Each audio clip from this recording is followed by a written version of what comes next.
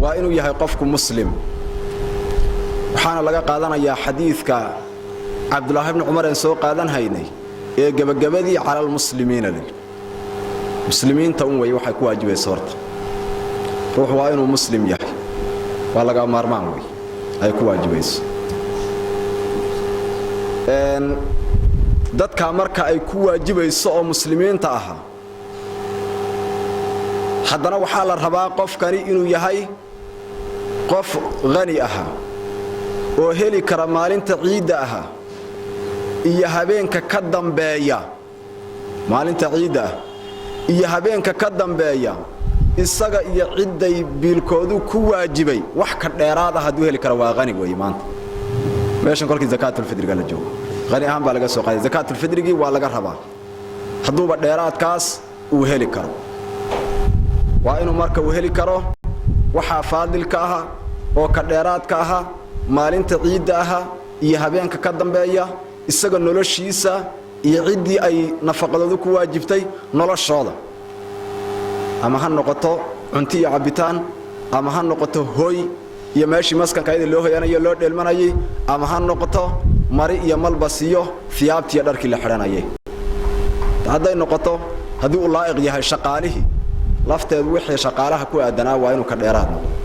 shaqaale uu laa'iq ah uu yahay isna dadka loo shaqaale noqon karo uu caadada iyo curfiga uu yahay waxa kaleeto faadilkaas mar haduu qofku muslim yahay faadilkaana uu heli karo oo wax dheeraad meeshii uu yaalo zakadii zakaatul fidriga ahayd in la bixiyay waajib bay noqonaysaa haatee meesha dadku waxay u qaybsamaan qayb oo zakada zakaatul fidriga ah inay bixiyaan ay waajib ku tahay iyo qayb laga bixiyo iyagu bixin karin oo laga bixanayo sida dadkii majaaniinta ahaa oo waalwaala dadkii sibyaanta ahaa oo kaleeto ciyaalka ahaa waxyaabaha noocaas oo kaleeto ah dadkii adoomaha ahaa oo kaleeto oo axraartaba ahayn zakaatul fidri iyagu daata ahaantooda zakaatul fidri in laga bixiyaa waajibi laakiin iyaga daatadooda kuma waajibayso lidaalika qofku waana inuu mukallaf yahay oo baaliq caaqil uu yahay waana inuu xor yahay oo unsan adoon ahayn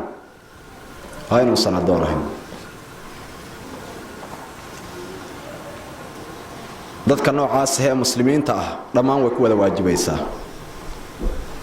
acmaasha kale tameela ay zakaatul fidrigu kaga bedelan tahay yaa meeshan ku jirta zakada caadiga ah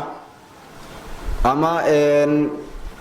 in kastoo zakaduba ay la mid tahay kaleeto oo zakaatul fidriga aan ahayn laakiin soomkii iyo salaadii iyo dadaan lagu lahayn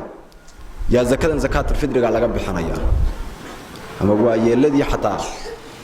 canta tabaha noqdeen ama kuwa walaha noqdeen ama kuwa sibyaanta ha noqdeen dadkaas oo dhan soom iyo xataa mudad iyo dadka qayb kamida lagu ma lahayn waxba lagu ma lahayn ha ahaatee marba haday muslimiin yihiin zakadii zakaatul fidriga ahayd waa laga bixinaya kulli waa laga wada gudahay waa laga bixinaya waxa kaleeto dadka bixiyayaalka laakiin bixinaya waana inuu muslim yahay in kasta oo wax yar meesha laga soo reebahay waa inuu muslim yahay gaal zakaatul fidriga inuu bixiyo lagu waajibinayaa jirta waa gaal zakaatul fidrigiina inaad bixiso ayaa waajib ah leeyahay wuxuu yahay gaalka noocaas ah isaga gaal aha laakiin adoon muslim ah buu leeyahay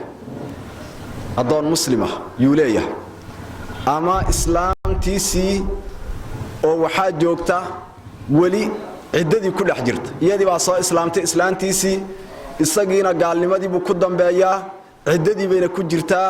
nafaqadeedu dadkaas say ku waajibaysaa dadkaas nafaqadoodu say ku waajibaysaa ama waalidkiisii oo muslimiin oo islaamay baa jooga oo biilkiisii la leeyahay bix adig oo lagu waajibinayo zakaatul fidrigiina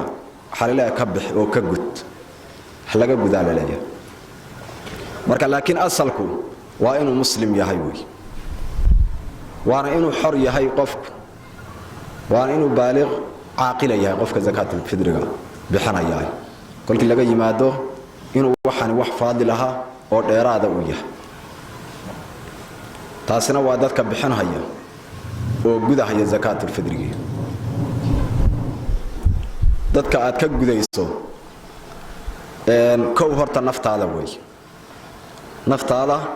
inaad ka bixiso zakaatul fidriga wixii kale soo raacay wixii inaad biisho u kugu waajibay waad ka bixinaysaa illa masaa'il yaro mustafnaat aham way la soo reebahayo laga soo reebahayo oo dad waxa jira biilkooduna uu kugu waajibay zakaatul fidrigiina inaad ka bixisaaya aan waajib kugu ahayn adad noocaas jira adoonkii oo gaal ihi iyo adigoo muslimaan biilkiisa iyo nafaqadiisa waa sax laakiin zakaatul fidr lagama bixinayo illa duhra loogu tala galay waalidkii oo ilaahayna lama xiriiriyo gaali ihi iyo oo biilkoodii adoo muslim ah waajib ku yahay lagu leeyahay wasaaxibuhuma fi dunya ma'rufan way waalidkaagi si fiican u biilbaa lagu leeyahay laakiin zakaatul fidri go'di lagu mala waa gaale zakaatul fidri la iskama rabe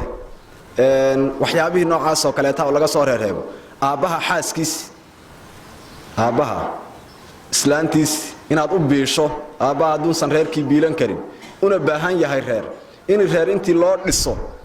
gabadh noqotay iyo wiil noqotay ama inay aabaha intay reer u dhisaan u biilaan baa waajib ku ah laakiin islaanta ay u biilahayaan aabaha inay zakaatul fidriga ka bixiyaan waajib kuma ah masaa'il saasoo kaleeta ah oo dhanna biilki ka waajibahayo dhanka kaleetana aysan zakaatul fidriga ka waajibaynin way jiraan laakiin sida qaalibka ah waxa isdaba socdaay waa biilka iyo zakaatul fidriga way waxa la soo reebahayo mooyeen zakaatul fidriga cidii uu biilkeedu kugu waajibay inaad zakaatul fidriga ka bixisana way kugu waajibaysaa inaha la soo reebahayo mooyeen wax allaala wixii aan biilkoodu kugu waajibina hadaa doonto si bilaash ah oo tabarruc aad u biishide zakaatul fidri inaad ku bixiso inaad ka bixiso kuguma waajibayso kolba hadaan biilkoodu kugu waajibin taasina waa dadka laga bixin hayo iyo waxa aad ka bixinayso zakaatul fidriga oo naftaadu ka wakata hadii marka dadkaas wax ku wada filan aad hesho de waad ka wada bixinaysaa hadii kaloodan wax ku wada filan haynina de horta naftaada aad ka bilaabaysaa zawjadaad ku xijisiinaysaa ilmaha yar oo waladkoo sagiirka aha aabaha hooyada saasa loo kala wada hayaa oo loo kala gurahayaa dadka waxa la bixinayo iyo qadarka la bixinayo zakaatul fidr ahaanta loo bixinayo qadarka la bixinayaay waxay noo cadeeyay Muhammad sallallahu alayhi wa sallam hadithi hadda aan soo qaadan haynay nabigu alayhi salatu wasalaam kolkii zakaatul fidriga uu farad yeelahay waa kii saa'an min tamrin aw saa'an min sha'ir aan lahay sidaas oo kaleeto Abu Sa'id al-Khudri radiyallahu anhu wuxuu isagana uu wariyay oo inoo soo tabiyay inay zakaatul fidriga asxaabtu bixin jireen iyadoo nabi Muhammad alayhi salatu wasalaam dhex joogo nabi Muhammad alayhi salatu wasalaam kunna nukhriju zakatal fidri id kana fina rasulullah sallallahu alayhi wasallam iyadoo nabi Muhammad uu dhaxdaanada ku sugan yahay yaanu ahayn buu kuwa zakaatul fidriga bixiya saa'an min ta'amin aw saa'an min aqitin aw saa'an min sha'irin aw saa'an min tamrin aw saa'an min zabibin shanta shay buu sheegay kulligoodna saac buu wada yiri saac baan bixin jiray saac dhacaamaan bixin jiray saac waxaan bixin jiray caana la fadhiisiyay ah aqadka ah saac waxaan bixin jiray timir ah saac heed ah baan bixin jiray saac zabib ah baan bixin jiray ashyaada inay bixin jireen kulligoodna saac ay ka bixin jireen iyo inoo sheegay meesha marka waxa ka cad qadarka zakaatul fidriga la bixinayo inay tahay saac inay tahay saacasina wasaacu 4 amdaad way afar koobabur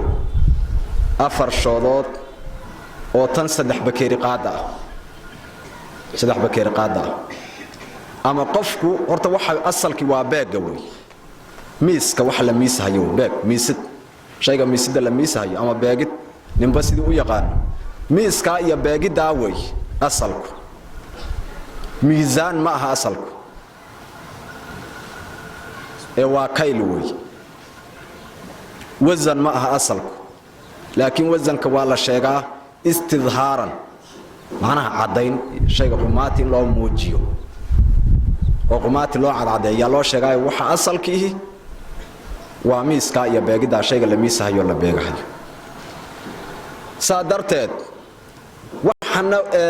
saacaha xilliga nabiga kaleey salaatu salaam la sheegay isagoo wazan jiro xilliga nabiga kaleey salaatu wasalaam wazanku miisaanku uu jiray asxaabtuna kulli xilliga nabiga kaleey salaatu salaam waxay soo tabinayaan beeg saacu leen waa aalad wax lagu miiso lagu beega way wax lagu ma wazna saaca waxba lagu beega saadarteed saacaasi waa afarta koobabur afarta shoodood shoodii la arkabana waxay qaadaa saddex bakeeri bakeeriyadana shaah ku cabno saddex bakeeri oo kamid ah yay qaadaa saddex bakeeri qaadaas way ee qofkii 12 bakeeri buu noqonayaa saddex afar lagu dhuftay 12 bakeeri buu qofku noqonayaa asalku horta waa wadadaas oo beega aha oo miisida aha wax la miisahayo way koobada laakiin kooba burteen sheegayno oo saddex bakeeri qaada aha oo kuwa yaalahan haweenku saliidan ay isticmaalaan ay madaxa u isticmaalaan tan haafka mooyeen mid dhamayska tiran oo dheer way koobada iyo shooda la sheegahay laakiin afkeeda gaba laga dhigahayaa maana lama dhoorahayo lama yuuqahayo lama miisahayo oo kor looma yuuqahaye afkeeda iyo raashinka la isku simahayaa gab ba afka laga dhigahayaa waa kolkaas way daraashinka haduu qashin iyo jalbakhti iyo waxoogaa haduu ku dhex jirjirana de jalbakhtigaasi ma gudaa wax yar kabniinsha inaad raacso way fiican tahay oo ka caawiya wixii aan munaasabka inuu ku dhex jirjiray wax kaba inuu la yar jiro wax waa fiican tahay asalku marka waa beegaas way wal muddu ridlun wa thuluthu ridlin radal hadda maba isticmaalee maba hayne suwarti waxaan ka mashquulo oo badan ma aqaan ridligaas ma isticmaalaynagu waqti badan buu naga qaadane wax laga suursuureeyo oo fara badan ma lahaan isagu laakiin hadda miisaankan aan isticmaalo oo xaaliga horta radal ridliga la sheego wax lagu miisaami jiray way wax lagu miisaamo way sida kiilooyinkan wax ugu miisaano wax loogu miisaamo way marka kolkii loo soo kaca miisaankaas hadda waxaan isticmaalay inagu waa kiilooyin iyo nus kiilooyin iyo rubacyo iyo garaamo sooma xala isticmaalo inagu miisaan ahaan aan isticmaalo kuwaas baa asal ah oo inaga miisaankeen asal ah xaga kiilada markii la fiiriyo يختلف ميزانك واسخلافها ميزانك واسخلافها هاي اصل ما موقتها كل بو واحد ميزانك ساريسو ما لا فيرنايا mar waxa laga yaabaa inuu yahay wax la miisaami timir mar waxa laga yaabaa inuu yahay galley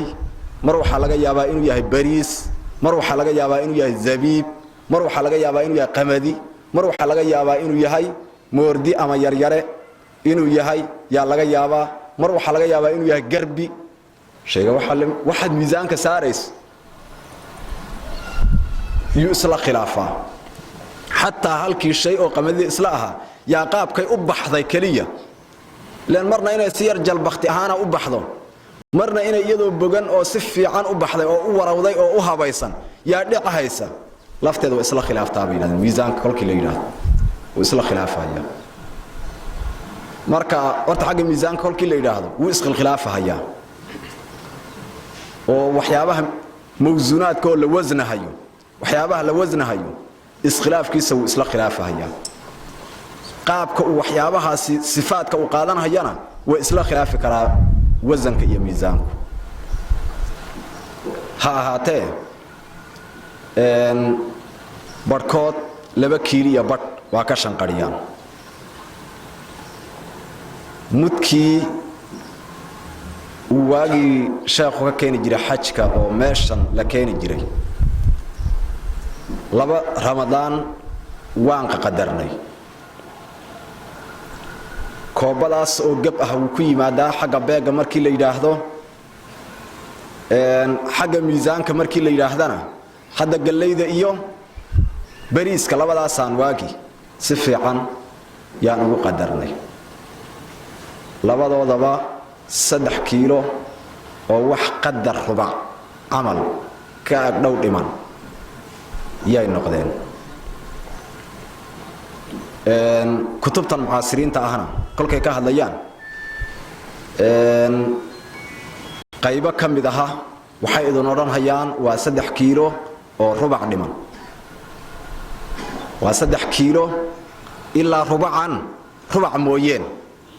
waa 3 kiilo waxa kamid aha safiinaha sharaxdiisa gaayatul munah